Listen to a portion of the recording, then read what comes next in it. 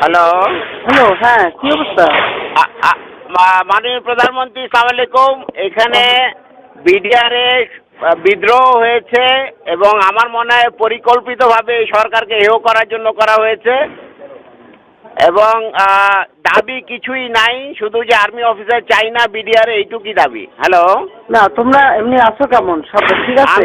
আমি আছি দরবার হলে, আমার অফিসারদের সহ আমাদেরকে ঘেরাও করে গুলি করছে ওরা। আমাদের অস্ত্র নাই, এই জন্য আমরা জবাব দিতে পারছি না।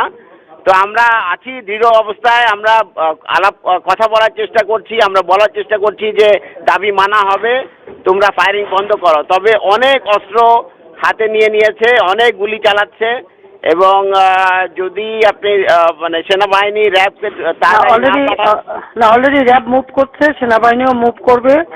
আমরা এই মেসেজ ওখানে পৌঁছে যাওয়ার কথা যে র্যাব এবং সেনাবাহিনী, র্যাব চলে যাবে ওই সেরকম ওই দিক থেকে, 2-3 সাইড থেকেই লোক চলে যাবে, 3 গেট থেকেই লোক যাবে, আর্মিও যাবে, র্যাবও যাবে।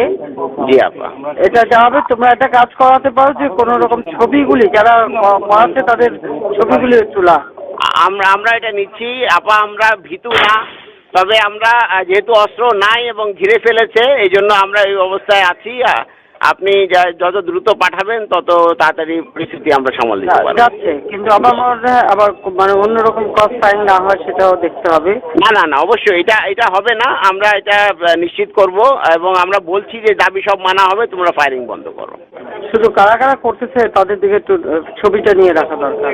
জি আপা, ও আসছিল গুলি করতে আমাকে, ও হয়তো সেই মুহূর্তে করতে পারে নাই। আমার একদম গায়ের মধ্যে টাকা দিয়েছিল এসএমজি। Any casualty? নো, এখন পর্যন্ত আমাদের জানা মতে ক্যাজুয়ালিটি হয়নি আপা, বাট হতে পারে, কারণ যে পরিমাণ গুলি চালানো হচ্ছে তাতে মনে হচ্ছে যে ক্যাজুয়ালিটি হতে পারে। আমি দেখি হেলিকপ্টার পাঠানোর চেষ্টা করছি। আর আমরা সাহস হারাচ্ছি না, আপনি দোয়া করবেন। জি, আমি ট্রুপ যাচ্ছে এবং হেলিকপ্টার পাঠাচ্ছি। ধন্যবাদ, ধন্যবাদ।